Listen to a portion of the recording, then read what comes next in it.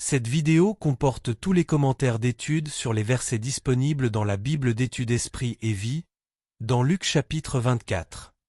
Verset 6. Il est ressuscité. La résurrection de Jésus, voir Matthieu 28 verset 6, note, est confirmée par les faits suivants. Premièrement, le tombeau vide.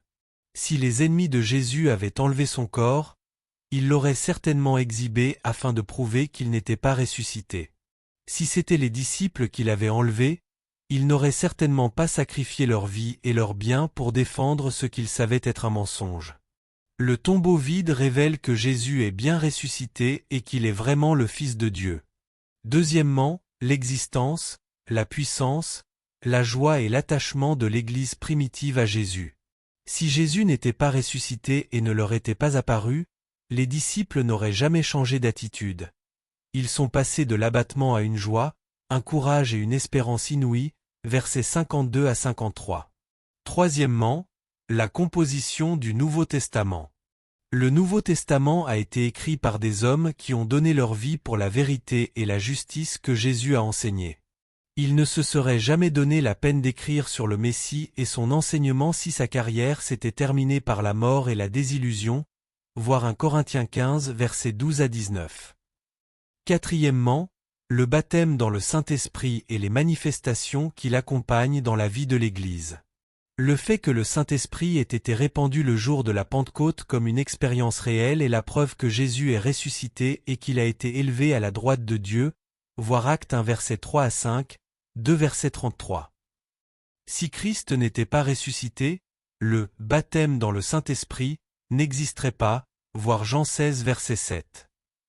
Cinquièmement, les millions de gens qui, au cours de ces 2 derniers millénaires, ont expérimenté dans leur cœur et dans leur vie la présence de Jésus et le témoignage du Saint-Esprit. Verset 15. Jésus s'approcha. Pour les apparitions de Jésus après sa résurrection, voir Matthieu 28 verset 9, note. Verset 19. Jésus, un prophète.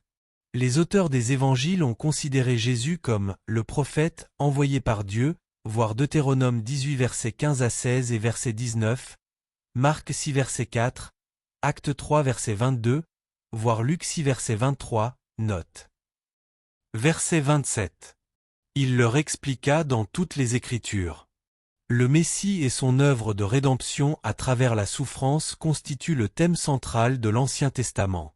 Christ a peut-être cité des passages tels que Genèse 3 verset 15, 22 verset 18, 49 verset 10, Nombre 24 verset 17, Psaume 22 verset 2 et verset 19, 110 verset 1, Ésaïe 25 verset 8, 52 verset 14, chapitre 53, Jérémie 23 verset 5, Daniel 2 verset 24, verset 35 et verset 44, Michée 5 verset 1, Acharie 3 verset 8. 9 verset 9, 13 verset 7, Marc 3 verset 1, voir l'article intitulé Christ dans l'Ancien Testament. Verset 39. Un esprit n'a ni chair ni os. Jésus possède à présent un corps spirituel glorifié, Philippiens 3 verset 20 à 21, comme tous les saints qui sont au ciel, 1 Corinthiens 15 verset 40. Verset 46. L'importance de la résurrection. Voir Matthieu 28 verset 6, note. Verset 47. La repentance et le pardon des péchés. Les disciples ne devaient pas prêcher le pardon des péchés sans l'exigence préalable de la repentance. Le prédicateur qui propose le salut sur la base d'une foi facile ou d'une simple acceptation du salut sans un engagement à obéir à Christ et à sa parole prêche en réalité un faux évangile. La repentance implique l'oubli et l'abandon du péché. Dans le Nouveau Testament, cela a toujours constitué un élément essentiel du véritable évangile, voir Matthieu 3 verset 2, note sur la repentance. Verset 47. Serait prêché. Pour en savoir plus sur la grande mission d'évangélisation, voir Matthieu 28 verset 19, note. Verset 47. À toutes les nations. Christ institue lui-même les missions chrétiennes comme l'une des tâches saintes et obligatoires de l'Église. Les missions constituent l'un des principaux thèmes de l'Ancien Testament, Genèse 22 verset 18, 1 Roi 8 verset 41 à 43, Psaume 72 versets 8 à 11, Ésaïe 2 verset 3, 45 versets 22 à 25, et du Nouveau Testament, Matthieu 28 verset 19, Actes 1 verset 8, 28 verset 28, Éphésiens 2 versets 14 à 18. Verset 49. Ce que mon Père a promis. Ce que mon Père a promis, et qui apportera la puissance d'en haut, désigne l'effusion du Saint-Esprit qui a commencé le jour de la Pentecôte, voir Actes 1 verset 4, note, 2 verset 4, note, voir l'article intitule le baptême dans le Saint-Esprit. Cette promesse est énoncée dans l'Ancien Testament, Ésaïe 32 verset 15, 44 verset 3, Ézéchiel 39 verset 29, Joël 2 verset 28, et dans le Nouveau Testament, Jean 14 verset 16 à 17 et verset 26, 15 verset 26, 16 verset 7, Actes 1 verset 4 à 8.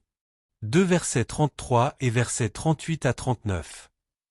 Les disciples se sont consacrés à la prière alors qu'ils attendaient l'accomplissement de la promesse, voir Actes 1 verset 14, note.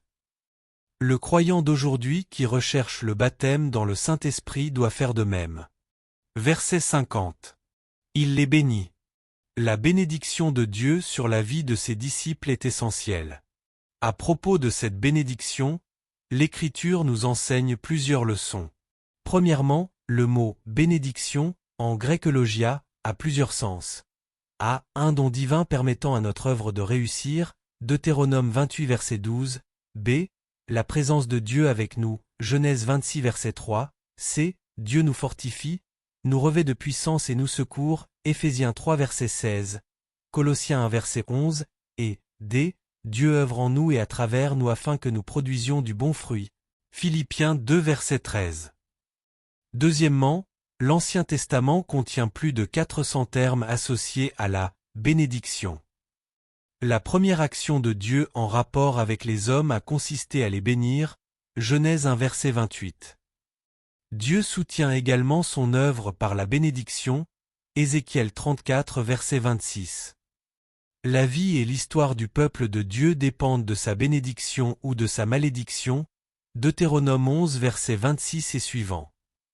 Troisièmement, dans le Nouveau Testament, l'ensemble de l'œuvre de Christ peut être résumé par la déclaration faite par Dieu et selon laquelle il a envoyé son Fils pour vous bénir.